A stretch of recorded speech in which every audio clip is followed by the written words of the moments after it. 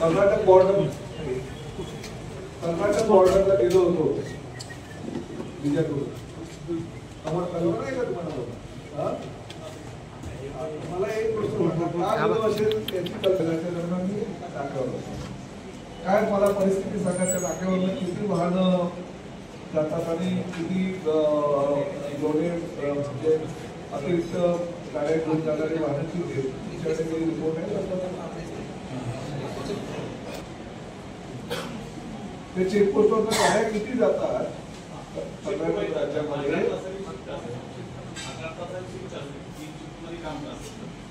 बरोबर आहे. 8 तासाची शिफ्ट असते. 3 शिफ्ट ते 24 तास. 24 तासामध्ये काम चालतं. 24 तासामध्ये अतिरिक्त लोड असलेल्या किती गाड्या पुढे जातात? अतिरिक्त कसं आहे सर, तिथे काटा असल्यामुळे शक्यतो अतिरिक्त लोडची जी काटा मी स्वतः काटा चेक केला. कुठल्या गाडीला किती टन गाडी अलाउड आहे आणि बस आहे.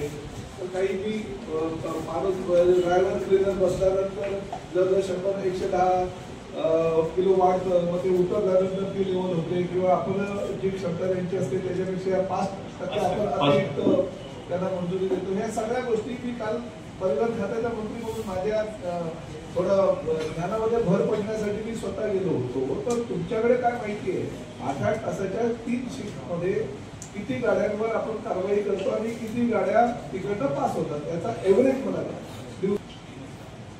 गाड्या सॅटर्डे संडे तर जास्त असतं, इतर वेळी त्या कमी असतात.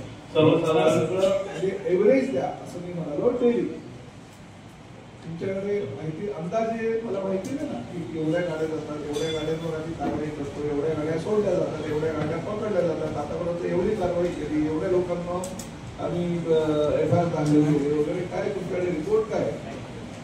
24 तासात 2500 ते इन्स्पेक्टर. हा तुमच्यासारखे 25-30 लोक होते तिकडे विदाऊट युनिफॉर्म होते. ते लोक कोण होते? त्यांच्यासारखे विदाऊट युनिफॉर्म मध्ये लोक त्या ठिकाणी उभे होते वसुलीसाठी.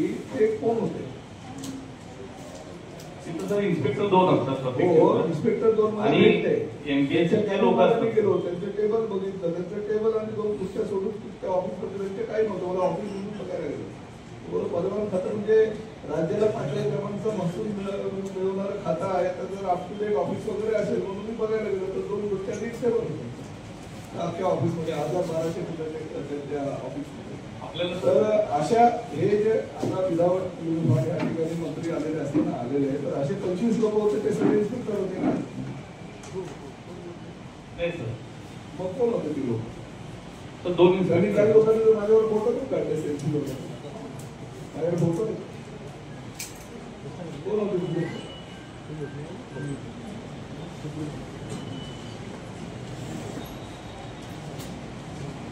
मीटिंगला लावून थोडं जबाबदारी विचारतोय. डिपार्टमेंटचे असणार तुम्ही म्हणून जबाबदारी विचारतो. तुमच्या डिपार्टमेंटच्या मंत्रीच्या मदत कर्तव्याचे विचार माझ्या ज्ञानामध्ये मला भर टाकायचं. मी सोलापूरला येत असताना 1 तास तिकडे 1 तास तिकडनं परत एक घरी 2-4 तास झाले. काहीतरी मला माहिती हवी म्हणून गेलो ना. माहिती द्या मला. दिवसाला 24 ते 2800 गाड्या जातात तिथून. नाईट शिफ्टच्या वेगळ्या असतात. त्या सर्वसाधारण 1,500 ते 2,000 प्रत्येक नाईट शिफ्टच्या गाड्या जातात. आपण कारवाई करता सगळे गाडी मालक गाड्या तिकडनं पाठवतात. तर कडक अधिकारी या ठिकाणी आरटीओचे लोक आहेत. त्यामुळे कारवाई होईल या भीतीनं प्रत्येक जण बरोबर 29 टनाची असेल तर 29 टनच भरतो किंवा 25 टनाची असेल तर 25 टनच जास्त भरतो. 100, 200, 300, 500 मी आता ह्या विषयावर जास्त परीक्षा घेत नाही. कारण मला ती परीक्षा रात्रीच घेतलेली आहे. फक्त मला ह्या सगळ्या जो अहवाल आहे त्याचं लेखी स्वरूपात तुम्ही बरोबर त्याच्याकडनं सगळं लेखी घ्या. आणि काल जी 25 लोक यांच्यासाठी विदाऊट युनिफॉर्म त्या ठिकाणी इन्स्पेक्टर कोण होते त्यांची पण मला माहिती द्या.